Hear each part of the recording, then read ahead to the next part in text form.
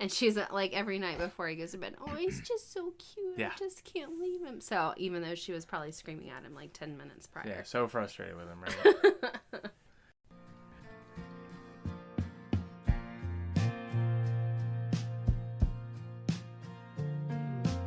Society's family unit is in crisis as less and less people are making the commitment of a lifelong partnership together. It has been normalized, encouraged, and easier than ever to just throw in the towel when the going gets tough. With time at a premium, start by spending 20 minutes per week gaining thought-provoking inspiration towards a journey of self-improvement, ultimately improving your marriage, your family, your health, and your home. Have you ever heard the phrase that people with only one child shouldn't be considered a real parent? Obviously, that phrase isn't to be taken literally, but there's a reason people say it. Should you change your approach to parenting with multiple children versus just having one? Kids learn some important life skills when they have siblings. Today, we are going to be discussing ways to ensure that a child doesn't feel pushed aside and general tips that can help a child adjust to having a sibling. Welcome back to another episode of the Family Order Podcast. This is part 4 of our summer series on parenting. Parenting is hard, but especially with more than one kid. You feel outnumbered with one at times, but especially with 2 or 3. We discovered early on that our parenting style needed some adjustments. We couldn't parent 2 kids the same way that we did when we just had one. Having one kid affected our marriage, our finances, and many other aspects of our daily life, and we had to adjust quickly. Having a second kid changes things dramatically. KJ was an only child for 8 years before Brayden. We just lost track of time. Completely. She was the center of our universe. And for the grandparents as well, because she was the only grandchild on both sides of the family. Now, both of our kids are the only grandchildren on both sides of the family. So they're still doted upon heavily with gifts and attention. And that wasn't always the plan. It just sort of happened that way. But we certainly didn't want... Cadence wasn't an oops and Brayden wasn't an oops. No. They were both completely planned. Yeah. We just had to get some stuff straight first. Yeah. And certainly at some point we did always want KJ to have a sibling. Yes. We felt great having a sibling growing up. We didn't want her to feel cheated or robbed of that opportunity to have a sibling growing up. We've certainly had to change our approach with KJ because now there's another child in the house that we have to take care of. And we have to divide and conquer. And honestly, it certainly means that there's one parent to one child usually when we're doing that, whether we're going on a trip, whether we're here at the house, or going shopping, or doing any activity. Putting kids to bed. Yeah, absolutely. An infant or a toddler, as many of you know, requires a lot of our time and attention by themselves. They're typically not punished for their behavior the way that an older child would be. KJ often feels a bit singled out, but Brayden gets to do whatever he wants, in her eyes, anyway. He's only 16 months old, and he doesn't fully understand the word no or why we say it. KJ is not wrong to feel this way. There's nothing wrong with that, but we have to explain to her that Brayden doesn't understand what he's doing. And we disciplined her the same way when she was 16 months old. She obviously just doesn't remember it. Definitely. He does know some things that he should or shouldn't do in general, but he doesn't understand the why behind it. He certainly doesn't have awareness of his own feelings or thoughts, let alone anyone else. We've certainly been trying to avoid a sibling rivalry. If you have more than one child, you are bound to encounter siblings fighting. Our kids are 8 years apart, and sibling fighting isn't that bad in our case, but it's often worse when the kids are closer in age. As kids, we had siblings as well. I had an older brother who was 18 months older than me. And then there was a break, and my younger sister is 4.5 years younger than me. Definitely a rivalry with my brother because we were side by side in school, one grade apart. Whereas my sister, I never went to the same school as her. Obviously, you had older sisters that didn't live with you. They were half sisters. And then you had a younger brother who's the same age apart as me and my sister, 4.5 years. Yeah, it was very different with my sisters versus my brother. My brother I helped raise in a way. As you get older, the relationship with your siblings definitely changes. Mm-hmm. You would have little fighting moments when you were younger over just the stupidest things sometimes. Looking back, I don't know. Some siblings fight even as adults. It seems like there's some things they've just never really gotten past. So keep in mind, we don't have everything figured out when it comes to family dynamics. Every family's different. I will say we have come up with some different ideas for ourselves to incorporate with our kids and some tips for others out there that are looking to get a couple of new things integrated in how they deal with their kids. So we've got a couple of tips on not making either child feel left out. Definitely, you want to spend time with each child individually. So whether it's structured playtime or unplanned fun, don't get too wrapped up in busy schedules, but it doesn't hurt to plan ahead. Some examples: sit down and play with your toddler with Legos, but also sit and watch your older child's favorite show, just the two of you or the three of you without the other child. This is something that Ben and I actually do quite a bit. KJ and I have our girly princess shows that we like to watch together, that if Braden's asleep and I don't have to work, Daddy's, doing lawn work or something, KJ and I will sit and watch a princess show, which is like one of our favorite things to do. Then also, typically Saturday nights is our movie night with KJ. It's been a little crazy lately, but typically that's our night to sit and watch a movie with her after Braden goes to bed. Braden gets a lot of individual time as well.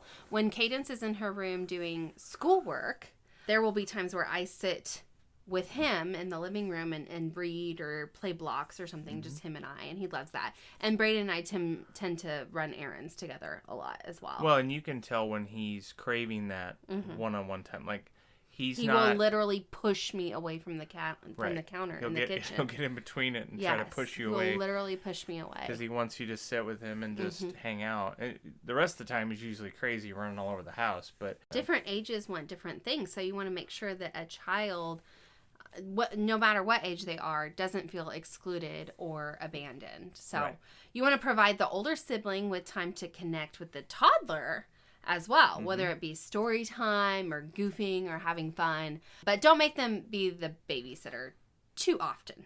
Yeah, that can be abused pretty easily. That it can very easily be abused. Cadence, a lot of times we will ask her to read Braden stories when he's in the bath. A lot of times we'll ask her, like, hey, keep an eye on your child while Ben and I go do something, go look at something, what have you. And they do play fairly well together. Yeah, sometimes they need ideas on what to do with the younger kid because they don't, KJ's 9 years old and she still doesn't quite grasp what Braden can or can't do, what he's interested in, and the fact she could sit and watch Puppy Dog Pals forever, which is supposed to be a show for Braden's age. Well, KJ's an odd one because she will be so distracted sometimes when she's supposed to be doing something, but other times she can sit and read a book for an hour straight. She can sit and watch a show for hours on end, whereas Braden has no attention span. He's like a goldfish. He's constantly changing what he wants to do, and she has to understand that, and that's what's hard for her is how do I play with him when he's constantly moving to the next thing? How do I hold his attention and do something that he wants to do? Here's a few other general tips to help your child adjust to having a sibling. So don't try to fix your child's negative emotions. Just do the best you can to understand and accept them. You may just need to talk them through something or set some boundaries. Emotions aren't a bad thing. It's an expression of a feeling of injustice, wrongdoing, or it's just an indicator that there's something that needs to be addressed. Acknowledge when a child's being sweet with the baby and encourage the positive behaviors. When KJ's sweet with Braden, she's real sweet. It's true. Just know that adjusting to a new baby is an ongoing process. This is for the parents as well. Siblings need to know that they can talk to the parents.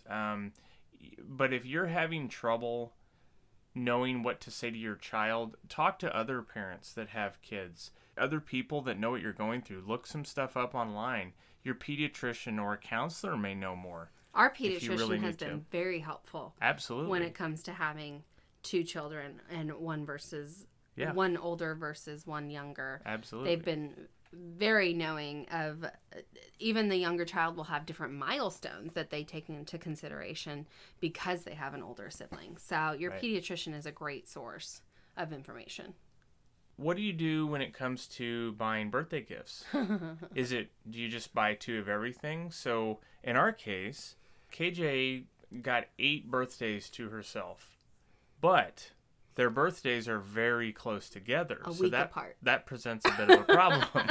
Evidently, Ben and I have a time of year Yeah, we have that a we season. conceive children. So we have 2 Pisces at the same time, born in different months, but both Pisces. And so we made it very clear to Cadence. She had a huge birthday party the year that Brayden was born, literally the week after he was born. She had a huge birthday party, and that was her 8th birthday. Well, that was when COVID was That was breaking out, right too, before and COVID. We snuck it in there. Yeah. So we made it very clear to her that from now on, she gets even number birthdays, which is going to hit her big ones being an older sibling. Her double digit, her 10-year-old birthday, and also her sweet 16. We're going to hit those pretty big. But Brayden now gets odd number birthdays, which worked out nicely because obviously the next year was his first birthday. And, and that was a shindig and everything. But now this coming year is Cadence's 10th birthday. Oh, my God.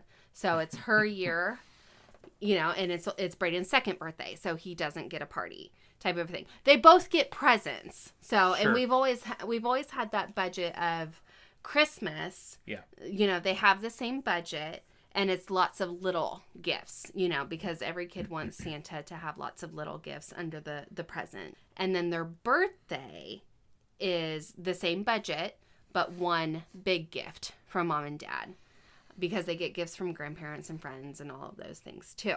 I don't think that it's unbalanced.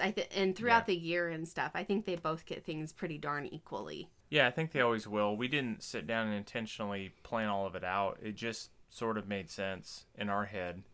When it comes to toys, speaking of presents, sharing is very important to teach a kid. Both kids, honestly.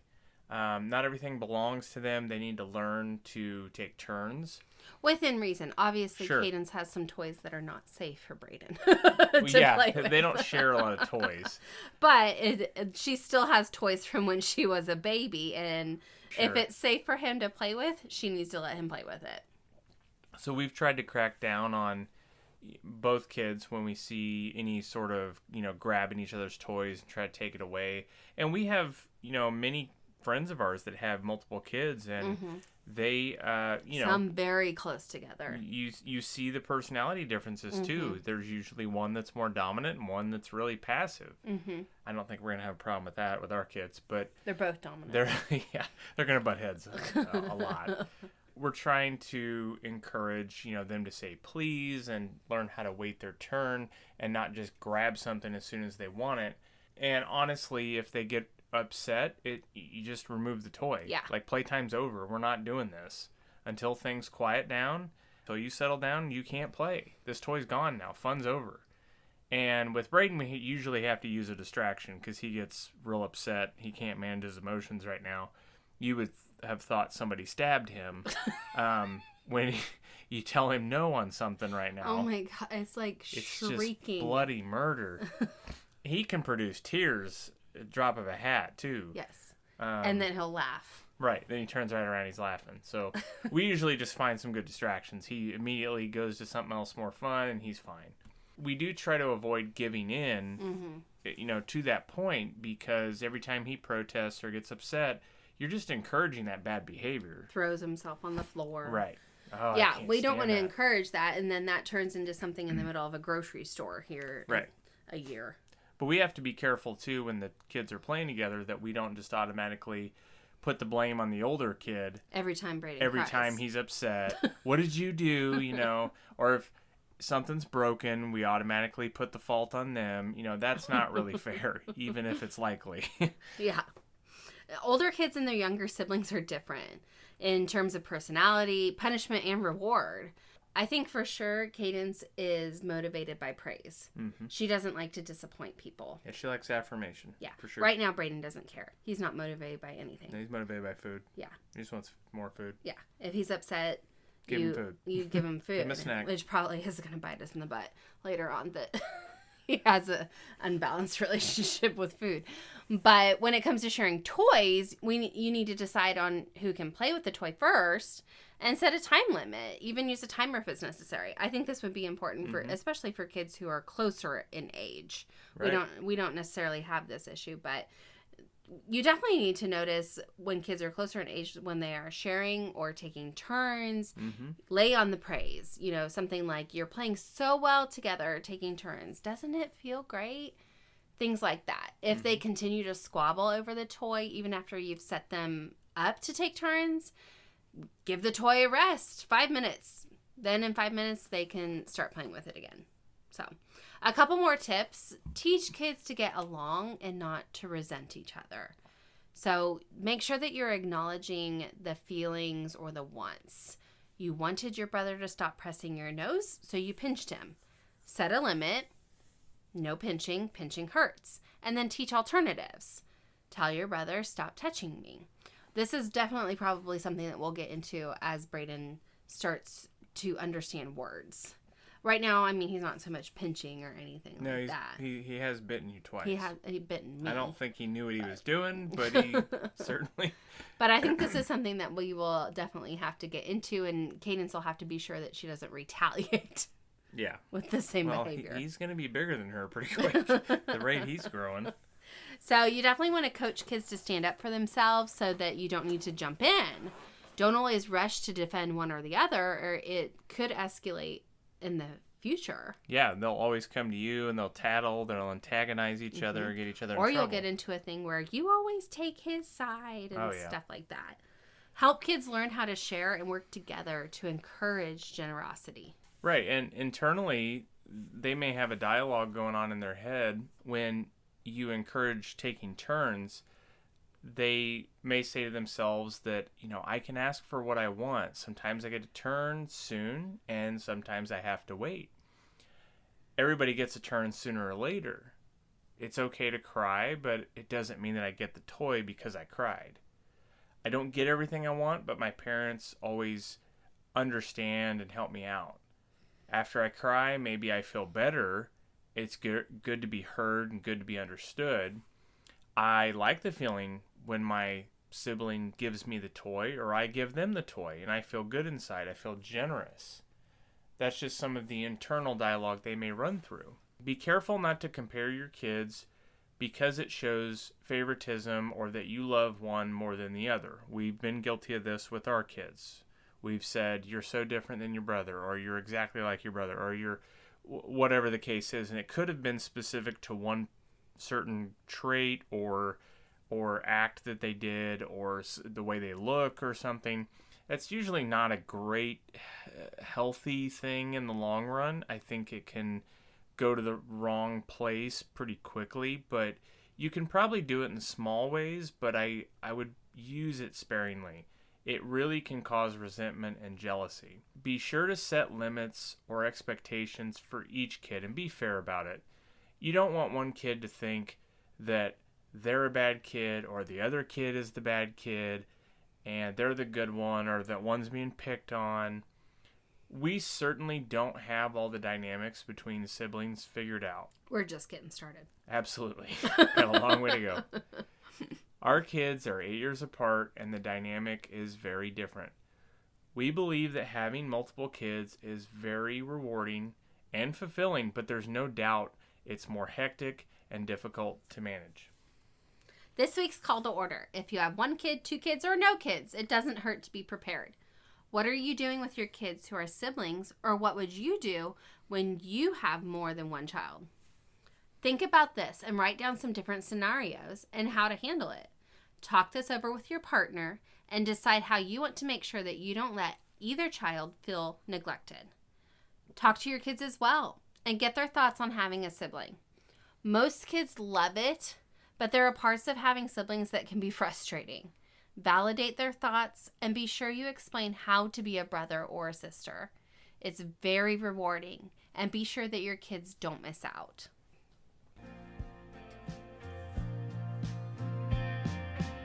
If you're ready for your marriage and family dynamic to thrive and not just survive, all it takes is 20 minutes or less joining us each week. It begins with a journey of self-improvement while you sit in the carpool lane, commute to work, squeeze in a workout, or get halfway through folding that laundry pile. Be sure to check out the blog at thefamilyorder.com and follow us on Facebook at The Family Order. If you're ready to start your journey, be sure to click subscribe so you don't miss new episodes every Monday.